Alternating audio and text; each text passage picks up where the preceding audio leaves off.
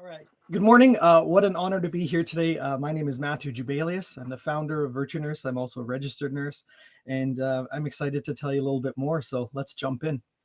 So what is Virtunurse? Essentially, we decided to create an online walk-in and family clinic. A little bit about myself here, a little bit of backstory. There's a nice fresh-faced photo at graduation way back in 2007. I got my start at Lethbridge College, and shortly thereafter, I moved to Edmonton to pursue advanced practice in cardiovascular intensive care. And I've had quite a wonderful journey throughout nursing, including, the opportunity to be selected by the Department of National Defense to, basically help with the safety and security of Canadian forces. So I'm very honored to do that along my journey. And I've had some other things along the way, like teaching nursing and so on. So let's get right into it. The problem is access to care. All of us have probably experienced the lack of access at some point. And really in my 15 years, a lot of it hasn't changed, but it's been exacerbated by the pandemic. So waiting for care is obviously bad. 1 in 4 Albertans typically do not have access to primary care, and over 4.6 million Canadians do not have access. So this is a huge thing. And what does it mean? Well, medical problems can go undiagnosed or undetected until we get to a point where somebody gets checked into a hospital. So this disease process has already had time to work, and that makes it a real challenge.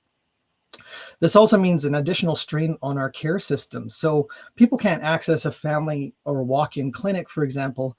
They go and see, some other means like an emergency department for a sore throat or something that's not critical.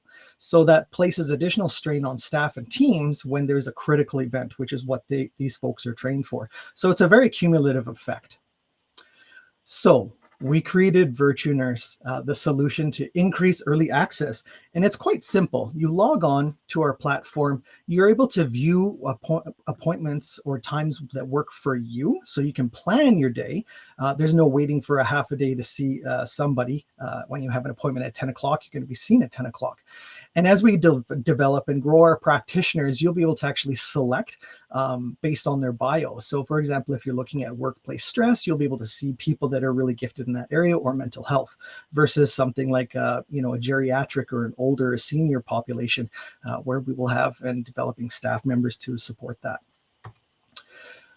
It was born out of, again, necessity. In Medicine Hat, we don't have any family doctors accepting new patients. So I decided to kind of pardon the pun or pardon the expression, put up or shut up. And I decided to create this. So this has been quite a wonderful journey. And what we provide for our patients is clinical assessment. We have nurse practitioners, which are fully authorized to prescribe every single test and diagnostic and prescription medication that the doctors can. So we are, in fact, an online medical clinic. We are just nurse-driven and nurse-led. We provide mental health support. And the key part here is also allied health referral.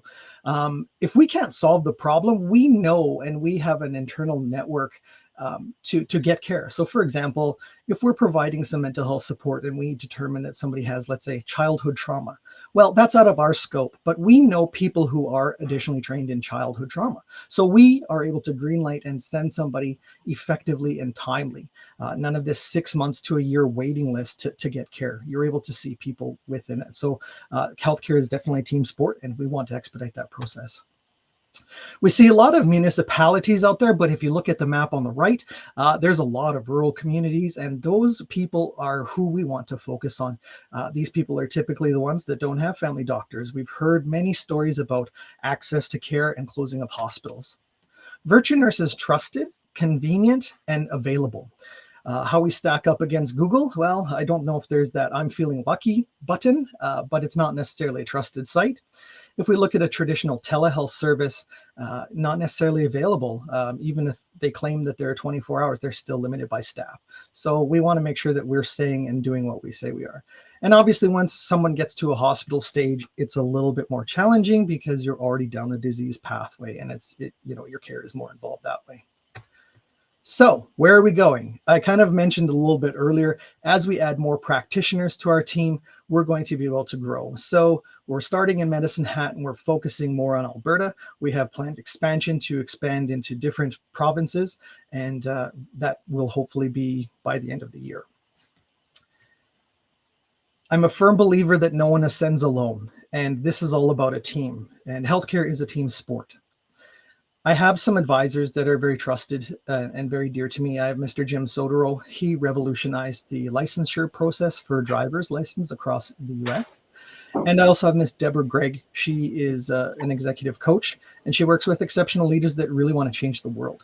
So I've been privileged to meet with these folks.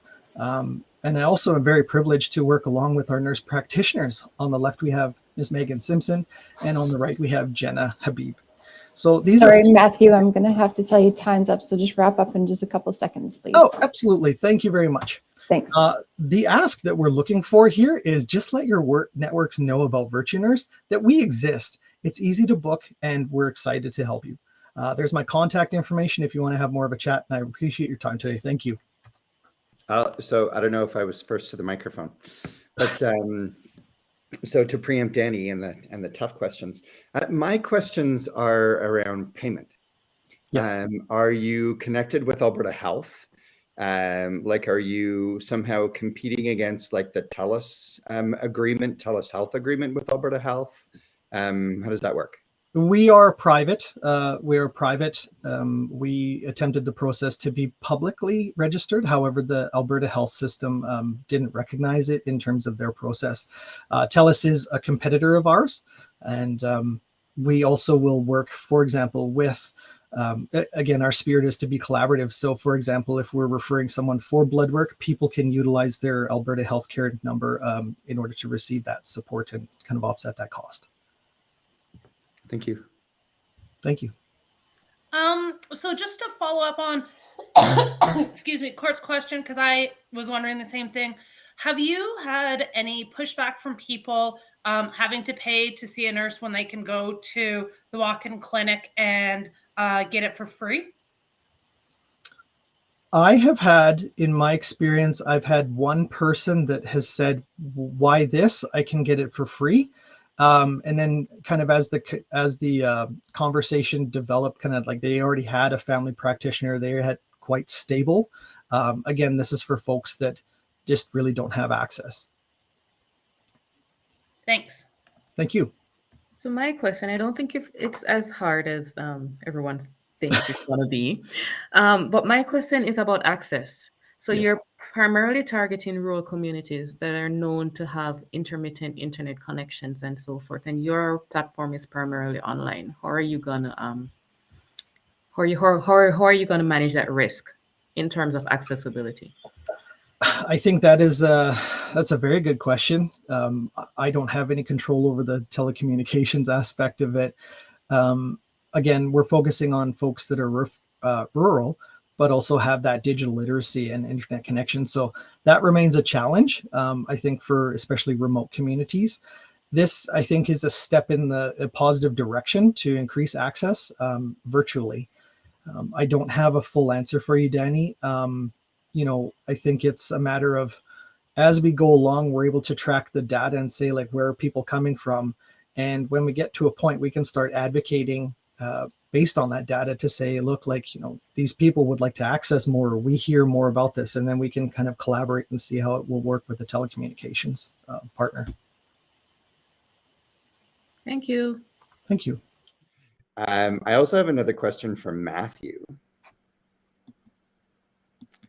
And that is, are there ever going to be any challenges with the Canada Health Act in charging for primary care services? Yeah, there have been some legislative hurdles on making sure, even from a privacy standpoint, that we all have access to that. I think the landscape is going to be shifting, even with provider, the eligibility to practice across Canada. I don't have a clear answer for you, unfortunately, Court. It's a matter of stay tuned and keep my ear to the ground and just kind of be a little responsive as that comes up.